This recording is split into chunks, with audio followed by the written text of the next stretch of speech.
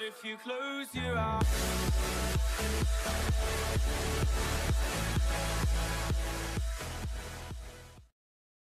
Yo guys, Mental Game here, welcome back to another video. So today's video is something that I should have done like quite a while ago, and I feel like it's kind of a long overdue video by now.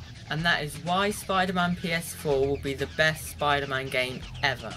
So what I'm basically going to discuss in this video is the reasons why I think this Spider-Man game will beat all the past Spider-Man games we've ever had. But before I get on with the video, I just want to say, make sure you watch till the end to see all the shoutouts, and also take part in the poll in the top right corner about whether you think I should change my channel art or not, because I know a lot of you liked my logo, but I don't know if I should change the channel art or not. Make sure you take part in that. Also, please like and subscribe if you enjoy my videos, and put in the comments what you'd like me to do next. So with all of that said, let's get on with the video. So the first reason why I think this game will beat all the past Spider-Man games is because it's going to have a dynamic story involving Peter. Now in the past we've kind of had games here and there where Peter's involved quite a bit in the story, but it's mainly just been gameplay of Peter, but he's not actually been tied into the story that much. Whereas in this game, we know that Insomniac are making Peter Parker as much of a main character as Spider-Man, and they're also going to make this game's story a very human story. And a really good thing about this is that we will care about Peter and his friends and family, so that will make this game so much more tense and make us feel so much more involved in the story. Another advantage about the story is that it's a brand new story, it's not a movie tie-in game, and Insomniac are going to keep us guessing because they're taking new steps with all characters and story aspects. And a huge advantage for this is that Insomniac are working hand in hand with Marvel for this game, so the story is going to be amazing. The second reason is because this game has the most detail and the best graphics we've ever had in a Spider-Man game.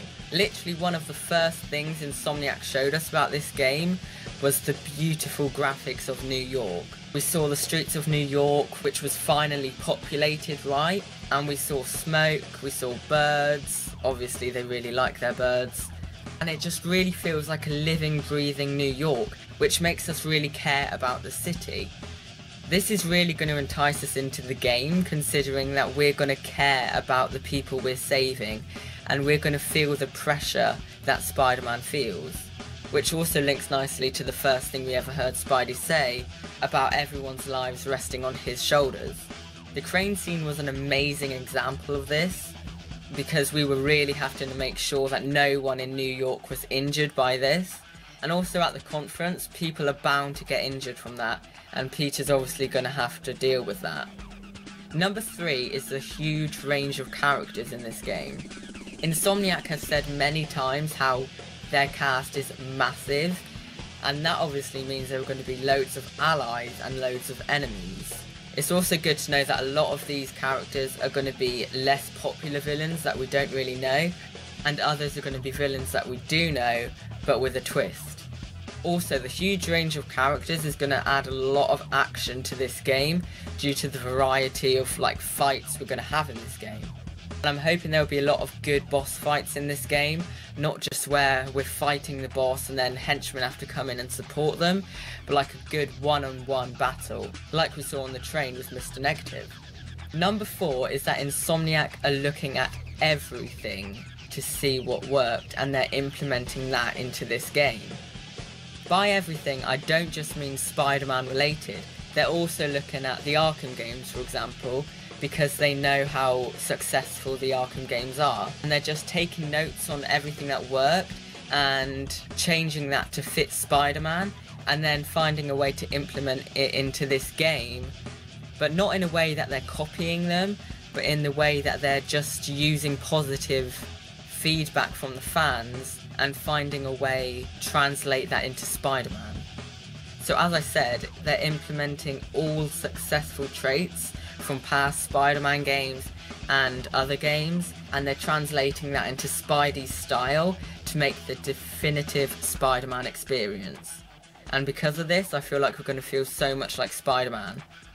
Number 5 might be a bit of a controversial one, but that is that it's a PS4 exclusive.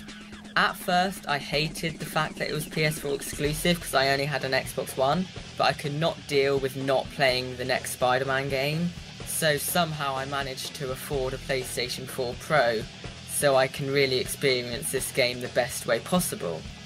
Now here's why Spider-Man PS4 being exclusive is a good thing.